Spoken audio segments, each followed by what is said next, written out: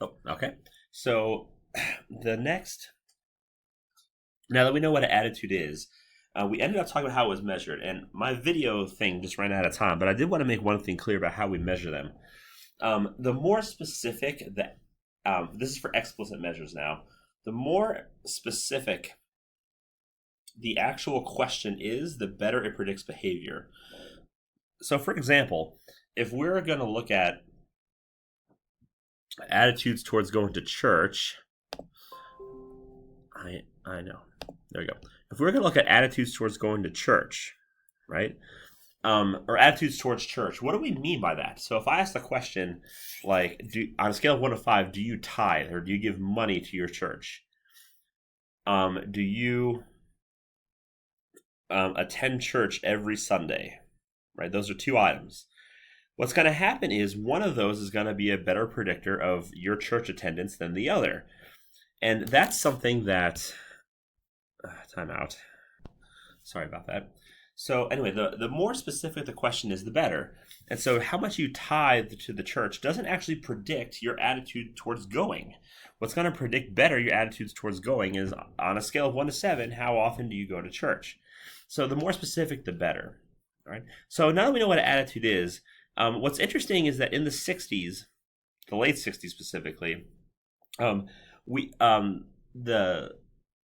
the whole idea of social psychology almost collapsed. All right. So the general idea is this: an attitude is nothing if it doesn't predict behavior. So, for example, if you have positive attitudes towards chocolate, all right, and it doesn't predict how much chocolate you eat, that's a problem.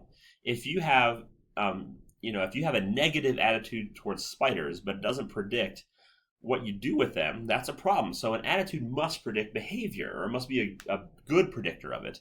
And that's where the crisis came in. So in 1969, a man named Alan Wicker, he was a psychologist. What he did is he published a review of the literature. And his review of the literature showed that the attitude towards behavior link wasn't there. His conclusion was that you can have attitudes towards something, but not behave in that certain way. So, for example, if you were to take my class in real life, it's at 8 a.m. I'm sure your attitude towards getting up on Monday, Wednesday, Friday at 7:30 to get to your 8 a.m. class, I'm sure that's not positive, but you do it. You come to my class at 8 a.m. All right? So in that case, attitudes don't predict behavior. Let me give you an example of some of the stuff he talked about in his review. He would actually talk about where he's a study that sampled hotels in California. All right, and these hotels, he would ask them, would you allow Asians to come and stay at your hotel? And all these people were like, no, no, I'm not going to allow Asians to stay here. No, no, no. And then, sure enough, when an Asian customer came to stay at the hotel, they would be allowed a room. So the attitudes aren't matching the behavior. All right, and that was part of the problem. And so, and other examples, not so much that Wicker talked about, that you can think of is everyone's like, oh, cheating is bad, but people do it.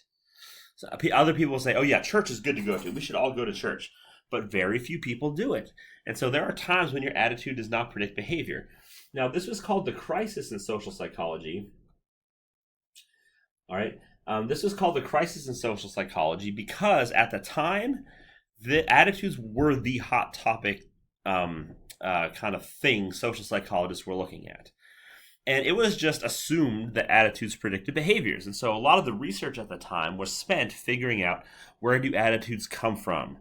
What kind of behaviors do attitudes predict? How can we change someone's attitude? How do commercials work at changing someone's mind? How does attitudes work in terms of dissonance reduction? This was the topics of the day. And when this came out, social psychology almost exploded. Because you got to understand that if the hot topic of the time is no longer valid because it doesn't predict behavior, then people who are trying to publish attitude research are going to get their papers rejected. Grant funding is going to dry up. Graduate students aren't who study this aren't going to be able to get jobs as professors. I mean, it is a serious deal. So this was the crisis. This it almost crippled social psychology. Um, and obviously, I'm a social psychologist, so obvious, and I was born way after this, so obviously it still lived, and I'll show you why. But we needed to deal with this. All right, so instantly, psychologists started turning their attention to this. In comes Leon Festinger, the same Festinger of Festinger and Carlsmith, the same Festinger who did the social comparison theory. This guy was like Superman. He flew in, and the first thing he did was he read Wicker's work and acknowledged it. And I thought that was a great move on his end. He first said, you know what? Okay, attitudes don't predict behavior. Not always. I get it. Let's just accept it. And what he said is, okay, if attitudes don't predict behavior all the time, but they do some of the time, let's figure out when they do. And so what Festinger said is there, once again, when the attitude question is really specific, like we already talked about, and when the attitude is really potent, that means it's really, really strong, then it predicts behavior. All right? Then it predicts behavior. We know that. So if the attitude question is very specific to the behavior, so it's like if a question asks, how much do you like going to football games on Monday night in Pennsylvania in September? And you're like, oh, I love it. Guess where you're going to go? To a football game Monday night in Pennsylvania in September. Right? So the more specific the question, the better. And if the attitude is really potent. So if you love something, that's going to predict behavior better than if you just, I kind of like it. Now, what this did is by Festinger acknowledging this and by saying this, he stopped the bleeding, right? So he stopped the crisis from crippling social psych. However, it actually wasn't until the 80s that the crisis was actually solved. So even though this fixed the problem, right? Even though it fixed it, it did not solve it completely at all, right? That was waiting for Eisen and Fishbein. So what they did is they came up with something called the theory of planned behavior. And this is the last thing we're going to talk about today.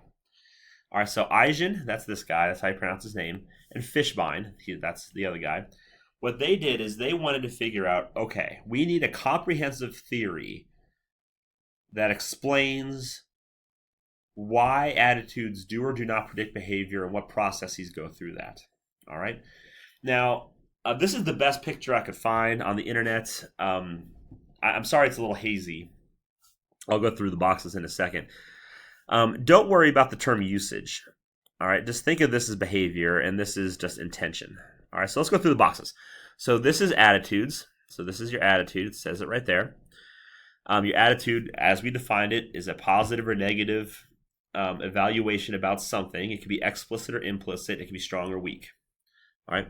A subjective norm. Subjective norms are basically, do other people or do society think it's okay? All right. So do the norms say the behavior is okay to do? And finally, perceived behavioral control is basically how much control do you think you have to do the behavior? And that's going to so notice how all these arrows all lead to intention. All right. And intention is the predictor of behavior.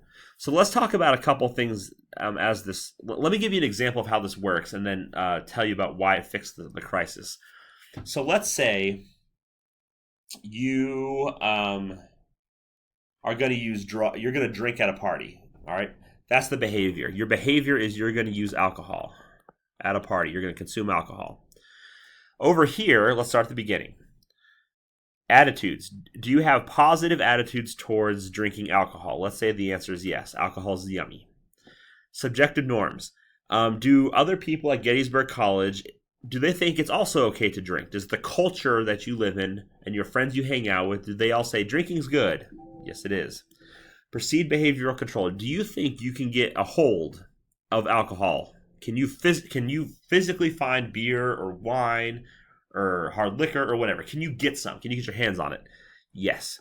If the answer is yes to all that, all of it's going to feed to intention. You intend to drink. It is on your to-do list.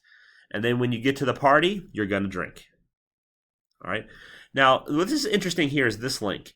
Now, there are times, for example, where your intention does not always equal your behavior, right? Where, like, you can intend to study every day for 5 hours, but in reality, you don't. All right. So your intentions don't always line up with your behaviors. All right.